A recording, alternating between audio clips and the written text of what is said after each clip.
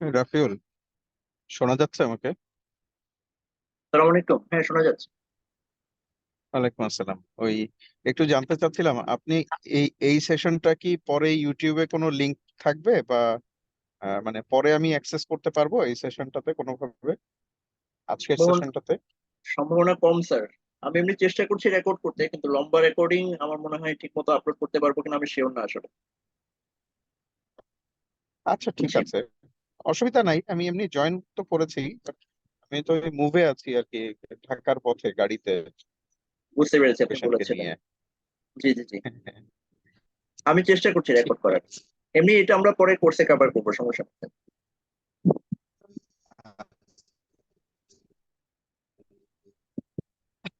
আর আপনার ওদিকে কতদূর কি এগোলো কাজ? স্যার, ওদিকে হচ্ছে I-20 এখনো হাতে এসে পৌঁছায়নি, এ সপ্তাহে আশা করছি। ওটা আসলে পরে ভিসা রিকোয়ারমেন্ট গুলো করবে, ভিসা অ্যাপ্লিকেশন গুলো করবো। সেশন শুরু কখন, সেপ্টেম্বরে? সেপ্টেম্বরে স্যার, অগস্টের 23 তারিখ রিপোর্ট করতে হবে আমাকে। হ্যাঁ হ্যাঁ।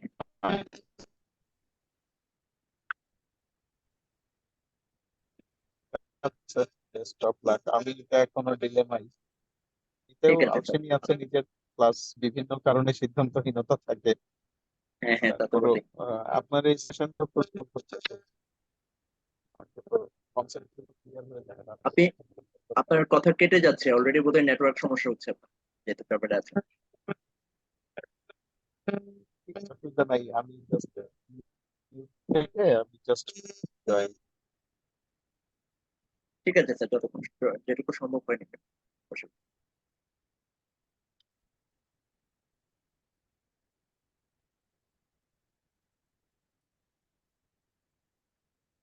আর যে পার্টিসিপেন্ট, সালাম আলাইকুম। আমরা আসলে একটু সময় নেই, অনেকে হয়তো জয়েন করতে সময় লাগবে। আমরা মোটামুটি 5-7 মিনিট সময় নেব। এর মধ্যে কারো র্যান্ডম প্রশ্ন থাকলে আমাকে করতে পারেন। I will entertain question. পরে ফর্মাল সেশনটা শুরু করব।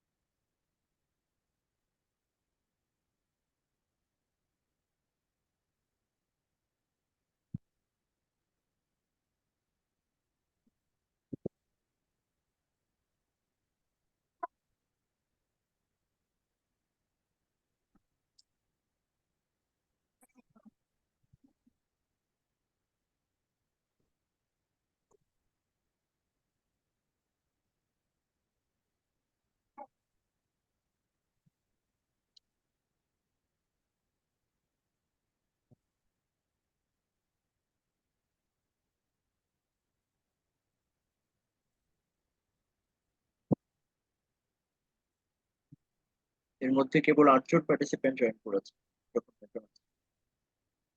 আমার কথা কি পরিষ্কার শোনা যাচ্ছে? আসসালামু আলাইকুম ভাইয়া, ভাইয়া। হ্যাঁ, আসসালামু আলাইকুম। শোনা যাচ্ছে ভাইয়া। Thank you. হ্যালো ভাইয়া, হ্যাঁ, শুনতে পাচ্ছি ম্যাম। আসসালামু আলাইকুম। ভাইয়া, আচ্ছা আমি একটা কোয়েশ্চেন মানে একটু জানার জন্য আর কি। জি বলেন। আপনার জিআরই এর স্কোর কি সাফিসিয়েন্ট মানে ফান্ডিং এর জন্য? প্রশ্নটা বুঝি নাই, মানে রিপ্লেস করুন। ভালো জিআরই স্কোরই কি সাফিসিয়েন্ট অনলি রিকোয়ারমেন্ট ভালো ফান্ডিং পাওয়ার জন্য? না, অবশ্যই না। মানে ফান্ডিং এর জন্য একটা পুরো প্রোফাইল দেখবে ওরা। ফান্ডিং এডমিশন যেভাবে বলেন না কেন, একটা কমপ্লিট প্রোফাইলের প্রয়োজন। কমপ্লিট প্রোফাইলের মধ্যে জিআরই হচ্ছে ওয়ান অফ দ্য পিসেস।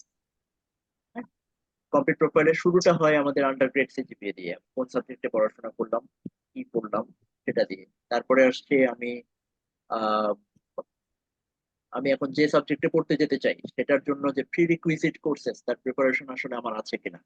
যেমন আমি এখন পিএইচডি তে যেতে চাই, সেখানে বলছে আপনার লিনিয়ার অ্যালজেব্রা থাকবে, আপনার প্রবাবিলিটির উপর কোর্স থাকবে, বা আপনার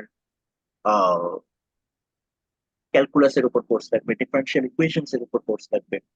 তাহলে এই কোর্স গুলা বা কিছু মাইক্রো ইকোনমিক্স, কিছু ম্যাক্রো ইকোনমিক্স থাকবে, তাহলে এই লেভেলের কোর্স গুলো আমি আসলে করেছি কিনা। তাহলে সেটা একটা গুরুত্বপূর্ণ বিষয়।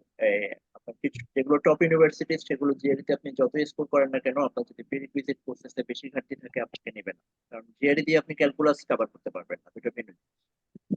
আর এরপরে আসছে আমার গ্রেডটা কেমন, সেটাও ইউনিভার্সিটি গুলো দেখবে। আমার কোনো পাবলিকেশন আছে কিনা, যেমন আমার ক্ষেত্রে নাই, আমার নাই। আর অনেকের থাকে, থাকলে সেটা একটা ভালো এজ পাওয়া যায় না, যে আমার কোনো পাবলিকেশন আছে কিনা। আমার পাবলিকেশন থাকলে অনেক সময় ভালো পাবলিকেশন থাকতে হবে, ভালো স্কোপাস ইন্ডেক্সড জার্নালে, পিয়ার রিভিউড জার্নালে যদি পাবলিকেশন থাকে। এবং সেটা সাধারণত ইউএস এর ওরা প্রেফার করে যে কোনো একটা টাইম সিরিজ বেসড বা অ্যাটলিস্ট কোয়ান্টিটেটিভ কোনো একটা অ্যানালাইসিস দিয়ে, একটা মেথডোলজি দিয়ে আমরা পাবলিকেশনটা করবো। তো সেই ধরনের পাবলিকেশনের জন্য আপনার ওইরকম যদি থাকে, সেক্ষেত্রে অনেক সময় দেখা যায় যে তুলনামূলকভাবে জিআরই কম স্কোর দিয়েও যাওয়া যায়। অর্থাৎ এরকম আমি দেখেছি, আমাদের এই বছর যাচ্ছে আমার পরিচিত জানাজন, আপনার ও যে ইউনিভার্সিটিতে যাচ্ছে সেখানে জিআরই রিকোয়ারমেন্ট, জিমেট রিকোয়ারমেন্ট ছিল, ইনফ্যাক্ট জিমেট রিকোয়ারমেন্ট ছিল ম্যানেজমেন্ট পিএইচডির জন্য 600 প্লাস, 600 বা 630 এরকম, যেটা ইকুইভ্যালেন্ট টু 320 অ্যারাউন্ড। কিন্তু ওর জিআরই স্কোর তার থেকে অনেক কম, 310 অ্যারাউন্ড জিআরই স্কোর নিয়ে ওখানে যাচ্ছে, বিকজ ইন 7 পেপার্স, এবং তার মধ্যে 4টা খুব ভালো Q1 রেটেড জার্নালে পাবলিশ করা। এরকম সবকিছু মিলিয়ে আমার প্রোফাইলটা, নট অনলি জিআরই। তো জিআরই তে আমরা ফোকাসটা কেন দেই? ধরা যাক আমি যখন অ্যাপ্লাই করছি, তখন আমার আন্ডারগ্রেড তো আগে শেষ, ওটা দিয়ে গিয়ে তো আমি আর ওটা নিয়ে কাজ করতে পারবো না। আহ আমি বেশ কিছুদিন ধরে চাকরি করছি, তাহলে আমার একটা, অনেক ইউনিভার্সিটি বলবে যে তুমি তো পড়াশোনা থেকে অনেক দূরে, যে তুমি পড়াশোনায় আসলে এখন পারবা কিনা, তো হবে কিনা। হ্যাঁ। তো এই জিআরইটা যখন আমরা দিই, তখন আমরা একটু বুঝাই দিই, এটা তো এডমিশন টেস্টের মতো। আমাদের এখানে যেমন ইউনিভার্সিটি এডমিশন টেস্ট নেই, ওরা দুইটা টেস্ট নেয়। একটা এডমিশন টেস্ট, যেটা হচ্ছে জিআরই বা বিজনেস স্কুলের জন্য সাধারণত জিমেট বা জিআরই। আর সেটাতে আমরা বুঝাই যে হ্যাঁ, আমার কোয়ান্টিটেটিভ একুইপমেন্ট আছে, আমার স্কিলস আছে, ভার্বাল স্কিলস আছে, মানে আমি কমিউনিকেট করতে পারি, আমি পড়তে জানি, বুঝতে জানি, বলতে জানি, লিখতে জানি, এগুলো বুঝাই। রিডিং স্কিল আমার আছে। তাহলে ভার্বাল এবং কোয়ান্ট স্কিল দিয়ে আমরা সেটা বুঝাই। আর পাশাপাশি ওরা বলে যে আরেকটা জিনিস হলো আইএলটিএস বা টোফেল। আপনি যেহেতু নন নেটিভ স্পিকার, আপনি ইংলিশ স্পিকার না, তাহলে আমার এখানে এসে আপনি প্রফেসরের লেকচার বুঝবেন কিনা, আপনি আহ, লিখতে পারবেন কিনা, বলতে পারবেন কিনা, আপনাকে যে টিএ রেসপন্সিবিলিটি দেওয়া হবে, টিচিং অ্যাসিস্ট্যান্ট হিসেবে কাজ করতে দেওয়া হবে, তাহলে ওখানকার নেটিভ স্টুডেন্টদেরকে আপনি পড়াবেন, তাহলে ওদের প্রশ্ন আপনি বুঝবেন কিনা। সেই জিনিসগুলো আমরা এখানে এসে, আমরা আমাদের যে আইএলটিএস স্কোর বা টোফেল স্কোর দিয়ে বুঝাই যে হ্যাঁ আমরা পারবো। এই হচ্ছে দুইটা টেস্ট। এই দুইটা টেস্ট আমরা ফোকাস করি, কারণ বেশি ফোকাস করি, মানে বাংলাদেশে দেখবেন প্রচুর ফোকাস জিআরই আইএলটিএস এর উপর, প্রচুর ফোকাস। কারণ হচ্ছে বাকিগুলো তো আসলে ঘটে গেছে, বাকিগুলো নিয়ে কাজ করার সুযোগ নাই আমার। আর বাকিগুলোতে প্রিপারেশন নেওয়ার আছে, যেটা হচ্ছে চুপচাপ। যেমন এখানে আমাকে এসওপি করতে হবে, এলওআর প্রিপেয়ার করতে হবে, প্রফেসরদেরকে কনভিন্স করতে হবে আমাকে ভালো একটা এলওআর দেওয়ার জন্য, রিকমেন্ডেশন লেটার দেওয়ার জন্য, আমার সিভি রেডি করতে হবে। আমি ইকোনমিক্সে যাওয়ার জন্য আমি পাশাপাশি ডেটা রিলেটেড আমি কিছু প্রোগ্রামিং ল্যাঙ্গুয়েজের কাজ করছি, পাইথন শেখার চেষ্টা করছি, আর শেখার চেষ্টা করছি, এক্সেল স্কিলটা বাড়ানোর চেষ্টা করছি। এই সব কিছুই হচ্ছে, ব্যাকগ্রাউন্ডে হচ্ছে, থিওরিটা বাইরে দেখা যাচ্ছে বেশি। এই হচ্ছে বিষয়। বুঝতে পারছি। 17 participants. ওকে, অ্যাজ প্রমিসড আমরা 7:10 আমরা শুরু করে দিই, পরে বাকিটা যারা আসবে। তো প্রেজেন্টেশন বলতে আমার সবসময় যেটা again, আমি একটু কনফার্ম হতে চাই, আমি অডিবল টু এভরিওয়ান, কোনো সাউন্ড প্রবলেম আছে কি? আপনার কি স্ক্রিনে আমার পাওয়ার পয়েন্ট স্লাইডটা না দেখতে ভাইয়া। পাচ্ছেন? ভাই জি, সাউন্ড ওকে? স্লাইডটা দেখতে পাচ্ছেন, আচ্ছা। সো দিস ইজ মি, এবং এটা আমার খুব পছন্দের জায়গা, এটা হচ্ছে আমার উইলিয়ামস কলেজ, যেটা ম্যাসাচুসেটসে আছে। তার ফল কালার খুবই সুন্দর। ওই আমি যে বছর গিয়েছিলাম দুর্ভাগ্যবশত রোদ ঠিক মতো ছিল না, সেজন্য পাতার কালার এত ভালো আসেনি, বাট ইউজুয়ালি দেখে। এবং ইউএস ইউনিভার্সিটি গুলো সাধারণত বেশ পুরনো, প্রাইভেট ইউনিভার্সিটি, প্রাইভেট ইউনিভার্সিটি ছাড়া। আবার প্রাইভেট পাবলিক বাংলাদেশে যেমন একটা হাইপ আছে, private university public university, that's completely different there. কারণ হচ্ছে আপনার আহ কারণ হচ্ছে আপনার ওইখানকার প্রাইভেট ইউনিভার্সিটি গুলো সেরকম হাই ফাই, বরং অনেক ক্ষেত্রে দেখা যায় একাডেমিক এক্সেলেন্সে প্রাইভেট ইউনিভার্সিটি এগিয়ে থাকে, বিকজ তাদেরকে অন্যান্য অনেক ইস্যুস নিয়ে মাথা ঘামাতে হয় না। আম, আপনার আমাদের যে ইয়াটা থাকে, আমাদের যে কি বলা যায়, এখানকার ইউনিভার্সিটির বিভিন্ন ধরনের যে লিমিটেশন, অর্থাৎ ইউএস ইউনিভার্সিটি গুলো আসলে এগিয়ে যাওয়ার পিছনে মানে ওরা কেন এত ভালো, তার মধ্যে বেশ অনেকগুলো কারণ আছে। প্রফেসরদের ডেডিকেশন, প্রফেসররা যে পরিমাণ সময় দেন, প্রফেসররা যে অ্যাটিটিউডটা দেখান স্টুডেন্টদের প্রতি, স্টুডেন্টদের যে কেয়ারটা দেন, তার প্রফেসররা যে সাপোর্টটা পান, শুধু দেওয়ার বিষয় না, পেতেও হবে। আমাদের এখানকার ওখানকার ক্লাস সাইজ, ওখানকার ক্লাস সাইজ যে সবসময় ছোট হয় সেটা না, কিন্তু বড় ক্লাস সাইজে ওনারা আবার টিএ সাপোর্ট পান, অ্যাডমিনিস্ট্রেটিভ সাপোর্টটা খুব দুর্দান্ত থাকে আমাদের এখানে। কোনো ইউনিভার্সিটি যে যেখানেই পড়ি না কেন, আমাদের এখানে এখানে আমাদের পার্টিসিপেন্টদের মধ্যে স্কিল ফাইন্যান্স থেকে শুরু করে বিভিন্ন রকমের পার্টিসিপেন্ট আছে, কয়েকটা ইউনিভার্সিটির পার্টিসিপেন্ট আমি এখানে দেখতে পাচ্ছি। পড়াশোনা মানে ব্যাকগ্রাউন্ড, ডিফারেন্ট ব্যাকগ্রাউন্ডের পার্টিসিপেন্ট আমি দেখতে পাচ্ছি। তো যে যেখানে পড়ি না কেন, প্রত্যেকেরই কিন্তু ইউনিভার্সিটি অ্যাডমিনিস্ট্রেশনের সাথে, রেজিস্ট্রার ভবনের সাথে ব্যাড এক্সপিরিয়েন্স থাকে, কারো গুড এক্সপিরিয়েন্স সাধারণত থাকে না। হ্যাঁ, তো এইখানকার বাইরের ইউনিভার্সিটি গুলোতে অ্যাডমিনিস্ট্রেশন থেকে চমৎকার, খুব হাইলি কোয়ালিফাইড পিপল ওখানে কাজ করে। যেমন ফর এক্সাম্পল, যে ছবিটা দেখছেন আমার উইলিয়ামস কলেজের সিডিই, অর্থাৎ তাদের একটা, আমরা যেমন এখানে ফ্যাকাল্টি চিন্তা করি, ওদের ওখানে ওরকম চিন্তা করেন যে সেন্টার ফর ডেভেলপমেন্ট ইকোনমিক্স, ওদের একটা ডিপার্টমেন্ট বা ফ্যাকাল্টি। সেখানে যিনি প্রোগ্রাম ডিরেক্টর ছিলেন, যিনি নট নট আ প্রফেসর, প্রফেসররা এই ধরনের রোল থেকে দূরে থাকেন, প্রফেসর চেয়ার হিসেবে থাকেন, এক্সাম দিতে থাকেন, কিন্তু পুরো অ্যাডমিনিস্ট্রেটিভ কাজগুলো প্রোগ্রাম ডিরেক্টর এবং তার টিম করে। প্রোগ্রাম ডিরেক্টর যিনি ছিলেন উনি উইলিয়ামস গ্রাজুয়েট, আন্ডার গ্রেড ওনার এখানেই। উইলিয়ামস কিন্তু অনেক বছর ধরে আন্ডার গ্রেডের জন্য টপ লিবারেল আর্টস কলেজ, এক নম্বরে আছে ইউএসএ লিবারেল আর্টস কলেজ হিসেবে। আর উনি হার্ভার্ডের এমবিএ, তারপরে উনি এই প্রফেশনে এসেছেন। অনেক বছর উনি এমার্জিং মার্কেট নিয়ে ব্যাংকিং এ কাজ করেছেন, দেন উনি এই কলেজের এই সিটি ডিরেক্টরের দায়িত্বে এসেছেন। ওনার ডেপুটি হিসেবে ছিলেন রেচেল, রেচেল ইয়েল এর মাস্টার্স। মানে আমি জাস্ট এক্সাম্পল দিলাম যে কোন লেভেলের হাই কোয়ালিফাইড পিপল এবং হাইলি ডেডিকেটেড পিপল ওদের অ্যাডমিনিস্ট্রেশনে থাকে, তার কারণে যে কোনো সাপোর্ট সুন্দরভাবে পাওয়া যায়, প্রফেসররাও সেই সাপোর্টটা পান। অল দিস থিংস মানে ম্যাটার। হ্যাঁ, ওখানে প্রফেসররা যে কেয়ারটা দেয় এটা মানে অস্বাভাবিক লাগে আর কি। গিয়ে প্রথমে মনে হয় যে না, এই জিনিসটা প্রফেসরের কাছ থেকে চাইবো, আমরা লজ্জাবোধ করি যে এটা তো কেমন হয়, উনি কি মনে করেন, এবার কিভাবে বলবো। কিন্তু কিছুদিন পরে বোঝা যায় যে না, সবকিছুই বলা যায় প্রফেসর, আমরা যেটা চাইবো তার থেকে অনেক বেশি কিছু দেন। আহ যাই হোক, আমরা আস্তে আস্তে আমাদের টপিকে চলে যাই। আচ্ছা, ইউএস ম্যাপটা সবার চেনা আছে কি?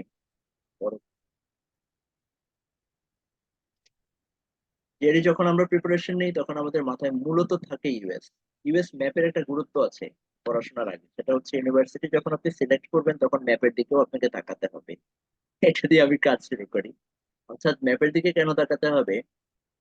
যত উপরের দিকে যাবেন, যেমন মন্টানা, নর্থ ডাকোটা, মিনেসোটা, যত উপরের দিকে যাবেন তত বেশি ঠান্ডা, এটা জানেন তো না? আর যত নিচের দিকে আসবেন, যেমন টেক্সাস, নিউ মেক্সিকো, নিচের লাইনের গুলো হচ্ছে গরম। মাঝামাঝি যেগুলো আছে সেগুলোতে ভালো আবহাওয়া, যেমন লুইজিয়ানা, মিসৌরি, এই লাইনের জায়গাগুলোতে, টেনেসি, এগুলো হচ্ছে ভালো আবহাওয়া।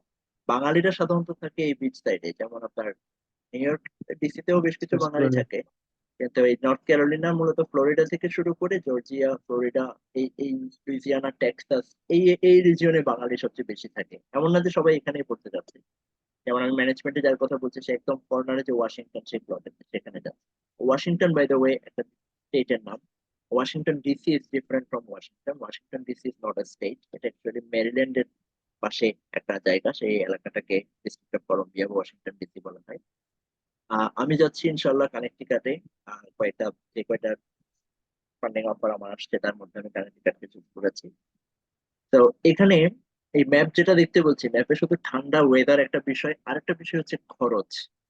যত এই এই নিউ ইয়র্ক এবং এই পাশের আশেপাশে যে জায়গাগুলো আছে, যেমন পেনসিলভানিয়া, এই কানেকটিকাট, এই জায়গাগুলোতে খরচ বেশি। আপনি ডিসি, নর্থ ক্যারোলিনা, ফ্লোরিডা এই পর্যন্ত খরচ বেশি। যত বাম দিকে আসবেন তত খরচ আপনার কমবে। তাহলে ফান্ডিং এর সাথে, বিশেষ করে যারা ফ্যামিলি নিয়ে যাবেন, তাদের সাথে খরচও একটা ইস্যু।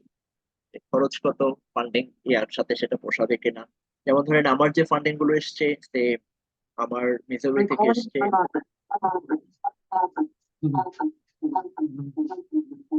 হ্যালো, একটা নয়েজ হচ্ছে।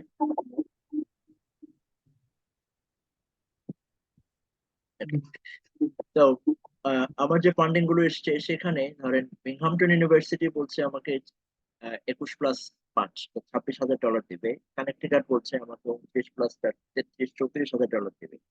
তো দেখে মনে হচ্ছে হ্যাঁ 26 আর 34, $8,000 বেশি। তা আসলে বিংহামটনে আপনি $26,000 যে কমফোর্টেবলি থাকতে পারবেন, কানেকটিকাটে 34,000-এও সেটা পারবেন। এই ব্যাপারগুলো মানে অ্যাডমিশনের সময় আমরা যখন ইউনিভার্সিটি সিলেক্ট করি, তখন এগুলোও আপনাকে মাথায় চিন্তা রেখে করতে হয়, সিলেকশনটা করতে হয়। ঠিক আছে, তো মুভিং অন, আমরা জিআরইর ভিতরে যাচ্ছি। জিআরইতে টেস্ট যে পরীক্ষাটা যে হয়, সেই পরীক্ষাটার যে স্ক্রিনটা সেটা হচ্ছে দেখতে এরকম। স্ক্রিনটা দেখতে পাচ্ছেন? একটু ঝাপসা, আমি ছবিটা আসবে, ভালো কোনো ছবি দেখতে পাই এই স্ক্রিনটাতে। হ্যালো, হ্যাঁ এই স্ক্রিনটাতে আপনি যেমন এটা একটা জিওমেট্রি কোশ্চেন, জিওমেট্রিতে এটা একটা কোয়ান্টিটি এ, কোয়ান্টিটি বি, দুই ধরনের, যে তিন ধরনের প্রশ্ন আছে তার মধ্যে একটা, আমরা ওই কোশ্চেন টাইপের মধ্যে যাবো একটু পরে। আমি জাস্ট স্ক্রিনটা দেখাচ্ছি যে এটা দেখতে কেমন। সাধারণত এখানে সিলেক্ট করা যায় না, আপনি রাইট আমরা যে মাউস দিয়ে টেনে কোনো একটা অংশ হাইলাইট করি বা সিলেক্ট করি সেটা করা যায় না। যাদের এই অভ্যাসটা আছে তারা এক থেকে পড়ার সময়, বিশেষ করে রিডিং কম্প্রিহেনশন পড়ার সময় এই কাজটা করবেন না। স্ক্রিনে পড়বেন উইদাউট সিলেক্টিং দ্য টেক্সট, তাহলে অভ্যাসটা তৈরি হবে। নাহলে সিলেক্ট করে আপনি যে হাইলাইটের সুবিধাটা নিচ্ছেন, মনোযোগ দেওয়ার সুবিধাটা নিচ্ছেন, সেটা পরীক্ষার হলে পাবেন না। এখান থেকে স্ট্র্যাটেজি শুরু। এখানে এক্সিট সেকশন, আবার টেস্টের যে অন্যান্য বাটন গুলো আছে, ক্যালকুলেটরের একটা বাটন থাকে যখন ম্যাথ টেস্ট থাকে, তারপর মার্কের একটা অপশন থাকে, রিভিউ একটা অপশন থাকে, ইত্যাদি। আর নেক্সট, আমি যখন একটা শেষ করবো তখন নেক্সট দিয়ে পরের সেশনে যাওয়ার সুযোগ থাকে। তাহলে এই যে এখানে আপনার যে ইয়াটা, সুযোগটা যে আমি এখানে মার্ক করতে পারি, মানে একটা সেকশন, যাতে আমি যখন প্রশ্ন শেষ করে আমি লাস্ট স্ক্রিনে আসবো, একটা সেকশন যখন শেষ করে আমি লাস্ট স্ক্রিনে আসবো, চেহারাটা এরকম দেখাবে। আমার কোশ্চেন নাম্বার 1 2 3 4 5 6 7 8 9 10 20, এটা পুরোনো স্টাইলের পরীক্ষা, 20টা, এখন 12টা এবং 15টা প্রশ্ন চলে আসছে। এখানে স্ট্যাটাস দেখাচ্ছে আনসার্ড, ইনকমপ্লিট, মার্ক, অর্থাৎ দুই তিন রকমের আছে, একটা আনসার্ড আছে অথবা ইনকমপ্লিট আছে। অর্থাৎ প্রশ্নটা আপনি টাচ করেছেন কি করেননি। আপনি এখানে যে কোনো একটা কোশ্চেনের উপর সিলেক্ট করে রিটার্নে যদি ক্লিক করেন, তাহলে ওই প্রশ্নে ফেরত গিয়ে ওটাকে আবার রিভিউ করতে পারবেন ইফ টাইম পারমিট। উপরে টাইমের একটা অপশন থাকে যে কত মিনিট গেল আর কত মিনিট বাকি আছে, সেখান থেকে আপনি ধারণা করতে পারবেন। টাইমারটা ভিউ টাইমার একটা অপশন আছে, এখানে হাইড টাইমার একটা অপশন আছে, সেটা ক্লিক করলে ওটা চলে যায়। অনেকের দেখা যায় যে যদি উপরে টাইমারটা চলতে থাকে, তাহলে অনেকের আবার কি বলা যায়, এক ধরনের টেনশন বেশি চলে আসে, স্ট্রেস, ওইটা একটা স্ট্রেসের সূত্রপাত ঘটায়। সেক্ষেত্রে অনেকে ওই টাইমারটা অফ করে রাখতে কিছুক্ষণ পর পর টাইমারটা দিতে পছন্দ করেন। তো দিস ইজ লাইক ইয়ারের স্ট্রাকচারটা। পরীক্ষা যখন দিই তখন দেখতে কেমন লাগে। নতুনদের অনেক সময় আগ্রহ থাকে যে জিআরই তে ক্যালকুলেটর আছে কিনা। যে ভাই ক্যালকুলেটর একটা আছে, তবে সেটা দেখতে এরকম। এরকম ক্যালকুলেটর কখনো ব্যবহার করেছেন আপনারা? না ভাইয়া। রাইট, জিআরই ক্যালকুলেটরটা হচ্ছে এরকম। ডাইরেক্ট বলছেন করেন, জিআরই ক্যালকুলেটর এরকম, এবং সেটা সামনে দিবে না। এটা হচ্ছে অন স্ক্রিন ক্যালকুলেটর। ওই যে আপনি উপরে লেখা আছে অন স্ক্রিন ক্যালক, যেটা লেখা ছিল, সেই ক্যালকুলেটরের বাটনে ক্লিক করলে পরে স্ক্রিনে এই জিনিসটা আসবে ম্যাথের উপরে, which is disturbing by the way। আপনি হয় ম্যাথ করবেন, না হয় স্ক্রিনে ক্যালকুলেটরে চাপবেন। তারপরে আপনার ক্লিক করে করে অথবা আপনার কিবোর্ডে নিউমারিক কিপ্যাড ইউজ করে আপনি ক্যালকুলেশন করতে পারবেন। দেখতেই পাচ্ছেন এখানে যোগ, বিয়োগ, গুণ, ভাগ, আর মহা শক্তিশালী যে বাটনটা আছে সেটা হচ্ছে রুট ওভার। এর বাইরে এখানে কিছু নাই। আপনি এখানে স্কোয়ার, কিউব, টু দি পাওয়ার 4 এগুলো করতে পারবেন না। এখানে আর কোনো সাইন্টিফিক ক্যালকুলেশনও করা যাবে না। ব্র্যাকেট দুইটা আছে যেটা ব্যবহার করতে পারেন, বাট ইট ইস রিস্কি। এই জন্য বলা হয় যে জিআরই আপনি যখন প্রিপারেশন নেবেন সবসময় চেষ্টা করেন যে ক্যালকুলেটর ছাড়া কিভাবে অঙ্ক সলভ করা যায়। আর ক্যালকুলেটরের ডিসিশন একটা বড় ফ্যাক্টর, মানে calculator itself is a source of strategy. যে আমরা ক্যালকুলেটর যখন ব্যবহার করব তখন আসলে প্রথম কাজ হচ্ছে অঙ্ক দেখা মাত্র আমাকে ডিসিশন নিতে হবে আমি ক্যালকুলেটর ব্যবহার করব কি করব না, মানে এই অঙ্কটা কোন টাইপের, এটা কি ক্যালকুলেটরের অঙ্ক? যদি হ্যাঁ হয় সাথে সাথে ক্যালকুলেটর ব্যবহার করে ব্রুট ফোর্সে ক্যালকুলেশনটা করে আনসার দেয়। আর যদি না হয় তাহলে সাথে সাথে ওই ক্যালকুলেটরের চিন্তা মাথা থেকে বাদ দেয়। এই জন্য আমাদের থিওরিতে শুরু থেকে before even you start theory preparation and during theory preparation আপনাকে ক্যালকুলেটর ছাড়া ক্যালকুলেশন কিভাবে করতে হয় সেটা শিখতে হবে। যেমন ধরেন for example 343 is a number. এই নাম্বারটা কি পরিচিত? এটা কি মৌলিক সংখ্যা? 343 কি মনে হয়?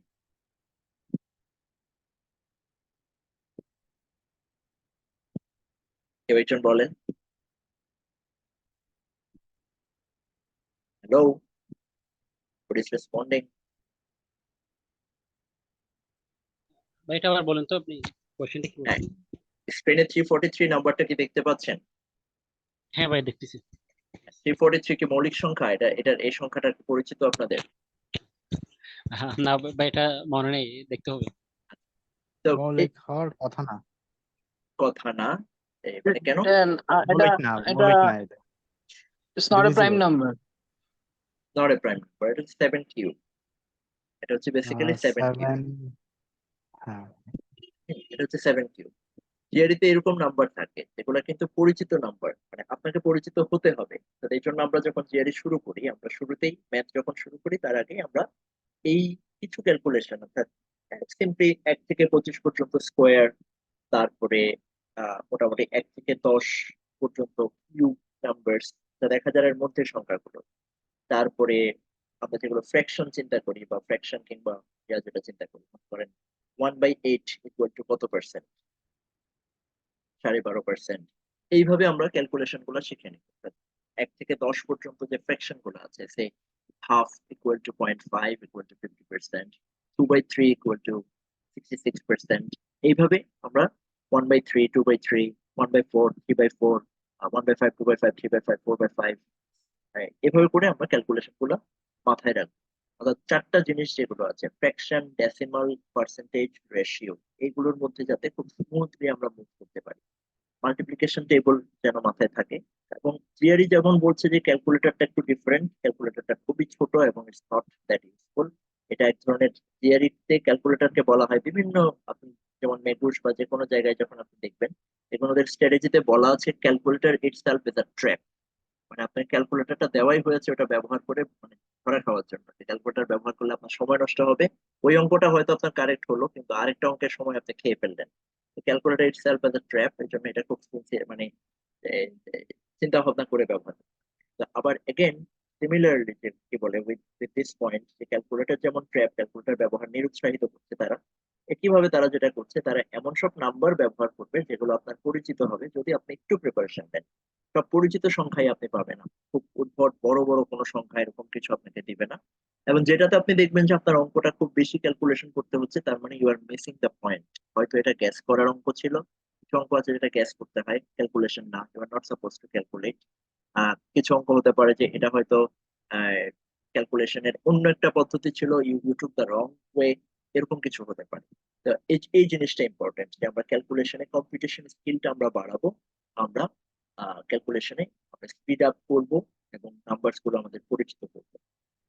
জিআরই টপিকস যেগুলো আছে, কোশ্চেন টাইপ, ধারণা আছে কি কি ধরনের কোশ্চেন আছে?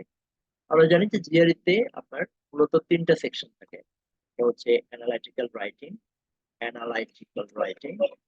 তারপরে যেটা আসে সেটা হচ্ছে ভার্বাল, তারপরে হচ্ছে কোয়ান্টিটেটিভ, কোয়ান্টিটেটিভ।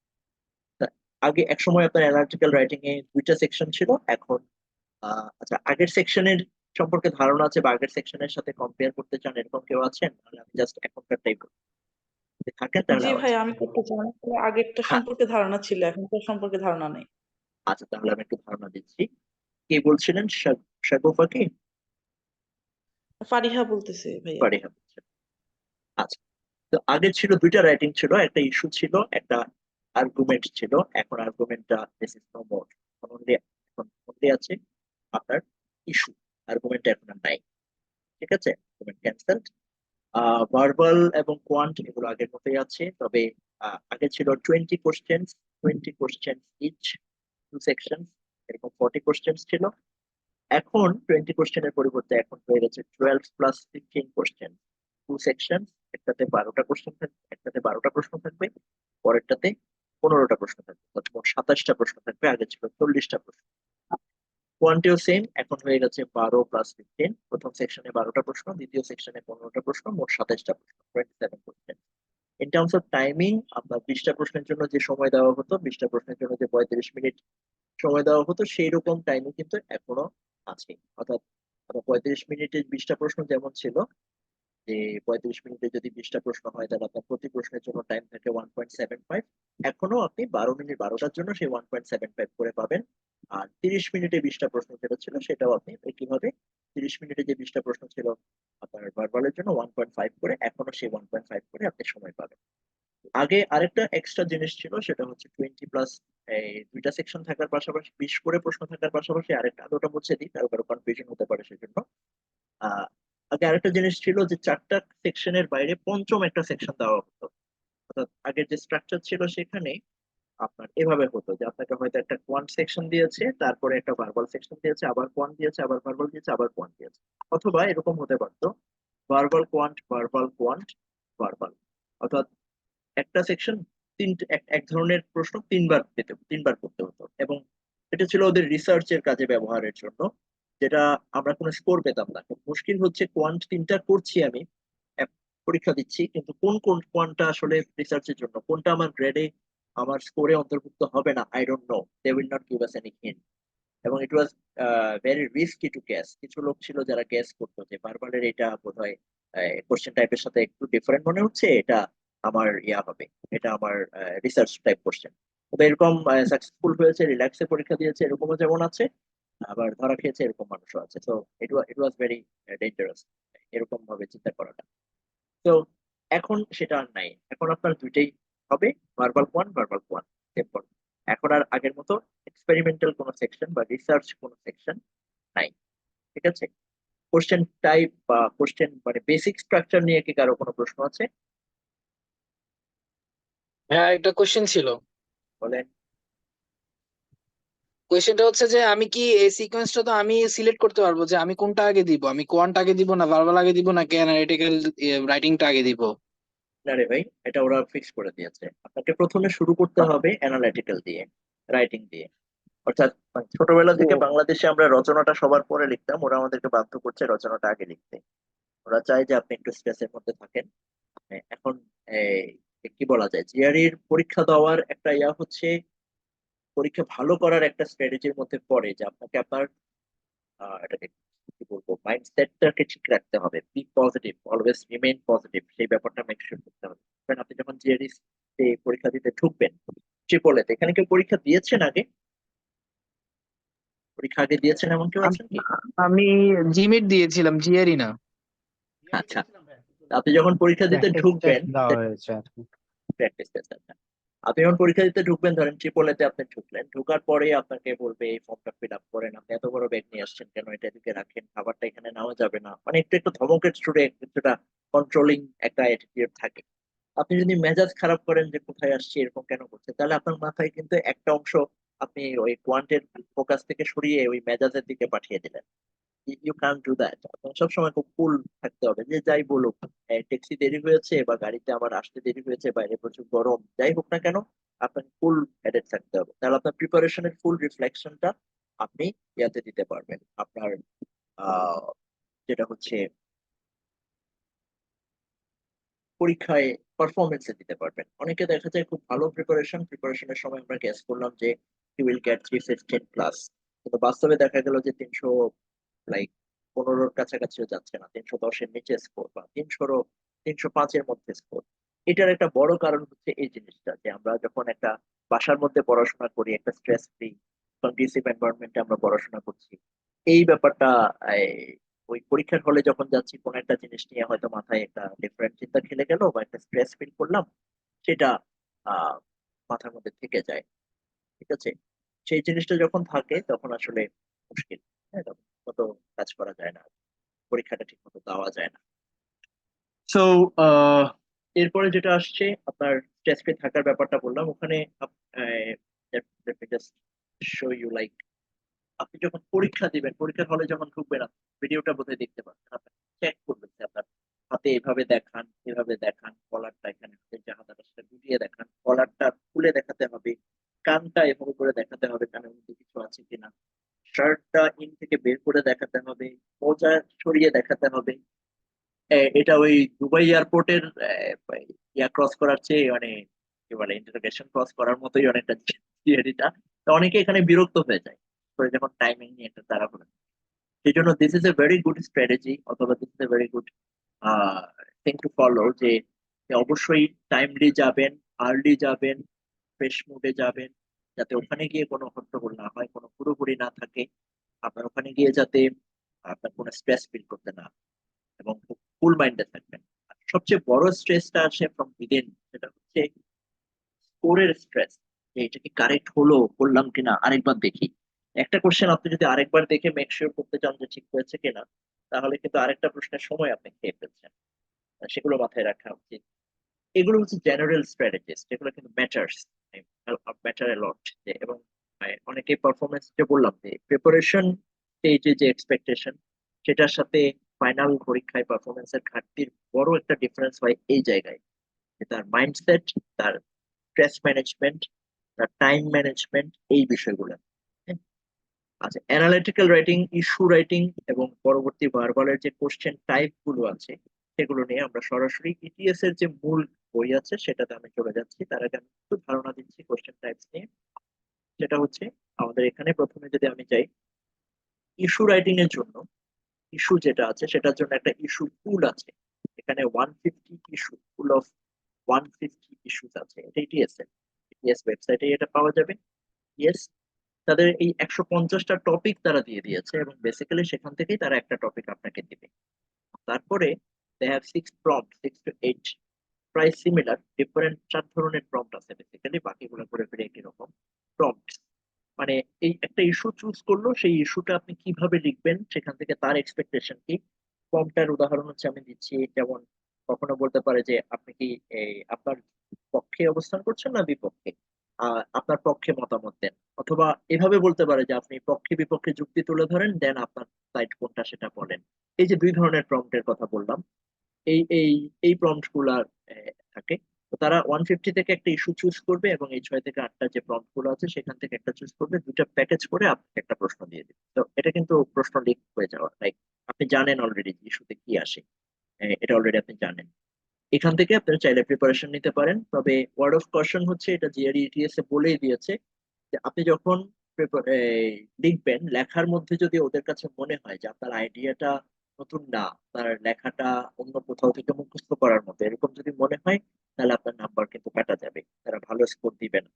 তো প্রিপারেশন যখন নেবেন, এগুলা সরাসরি যে 150 ইস্যুস, আপনি চাইলে ইন্টারনেটে অনেকেই করে ফেলে এটা, যে একটু সিরিয়াস হলো 150 ইস্যুস সলিউশন পাওয়া যায়, আর কোর সলিউশন আছে, আর হয়তো কাপলানের সলিউশন আছে, আরো কারো কারো সলিউশন আছে, ইন্ডিয়ান অনেকের সলিউশন।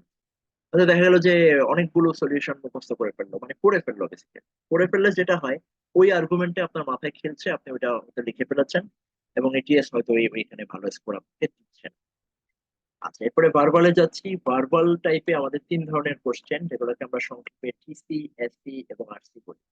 টিসি মানে হচ্ছে text completion, which is basically fill in the blanks এর মতো কাজ করে। fill in the blanks, একটা সিঙ্গেল ব্ল্যাঙ্ক থাকতে পারে, একটা ব্ল্যাঙ্ক থাকতে পারে, দুটা ব্ল্যাঙ্ক থাকতে পারে, তিনটা ব্ল্যাঙ্ক থাকতে পারে, তিনটা ব্ল্যাঙ্ক থাকতে পারে, 1 ব্ল্যাঙ্ক, 2 ব্ল্যাঙ্ক, 3 ব্ল্যাঙ্ক।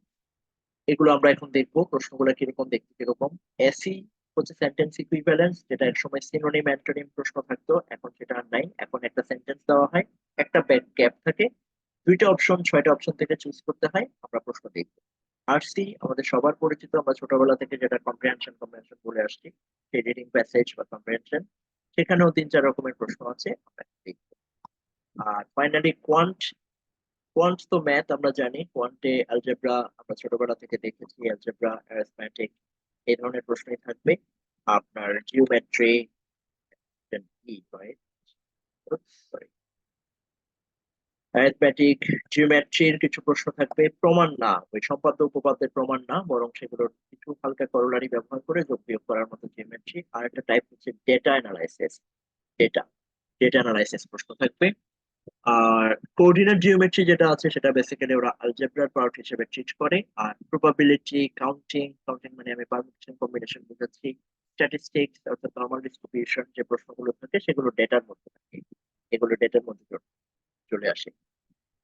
এখানে প্রশ্নের টাইপ যদি বলি, এটা হচ্ছে সিলেবাস টাইপের, আমি বললাম যে কোন কোন প্রশ্ন আসে। তো এখানে ক্যালকুলাস আসে না, এখানে ভারী কোনো ইকুয়েশনস অর ডিফারেন্সিয়াল এগুলো এখানে আসে না, এখানে ম্যাট্রিক্স আসে। এগুলো সবগুলো হচ্ছে কমন এলিমেন্টস। এখন প্রশ্ন বুঝা, প্রশ্ন বুঝে আনসার করার চেষ্টা করা, এটাই হচ্ছে আমাদের কাজ। খুব হাইফাই কিছু, ব্যতিক্রমী কিছু না। এটা জিআরই বলে যে এই পরীক্ষাটা সবার জন্য, সায়েন্স থেকে এসছেন মানে আপনি ইঞ্জিনিয়ারিং ব্যাকগ্রাউন্ড থেকে এসছেন নাকি আর্টস থেকে এসছেন, এটা এখানে কোনো বিষয় না, আসলেই সেটা এখানে এরকম কিছু বিষয়। আর যেগুলো কম্পারেটিভলি অ্যাডভান্সড টপিক হিসেবে জিআরই ট্রিট করে, যেমন ধরেন আপনার নর্মাল ডিস্ট্রিবিউশন এবং সে এই ধরনের স্ট্যান্ডার্ড ডেভিয়েশনের একটা অঙ্ক, সেগুলোতে আবার একটা ট্রিক্স আছে। সেটা হচ্ছে ওই কোশ্চেন গুলো দেখা যায় যে নির্দিষ্ট কয়েকটা টাইপের মধ্যেই থাকে, যে নর্মাল ডিস্ট্রিবিউশনের এই অঙ্কগুলা আসতে পারে, বা প্রবাবিলিটির এই ধরনের অঙ্ক, say we have got like 6 to 8 types of quant problems in probability. তাহলে এই 6 থেকে 8 ধরনের অঙ্ক যদি আপনি করে ফেলেন, তাহলে প্রবাবিলিটি যখন আসবে, জিআরই ইটিএস সেটা আপনাকে কঠিন হিসেবে দিয়েছে, কিন্তু আপনি সেটা সহজ হিসেবে আনসার করে ফেলতে পারবেন, because you already prepared for it. আর কোয়ান্টে প্রশ্নের টাইপ আছে বিভিন্ন রকমের, তার মধ্যে আমরা জিআরই তে যেগুলো ব্যবহার করি, কিউসি বা quantitative comparison, multiple choice, multiple select, একটা অপশন আছে যে একাধিক আনসার হতে পারে। তারপরে আমরা বলি নিউমারিক এন্ট্রি, নিউমারিক এন্ট্রি। আমি এখন কোশ্চেন টাইপে যাব, কোশ্চেনের একটা একটা করে দিই। Before that, if you have any question, কারো কোনো প্রশ্ন আছে কি?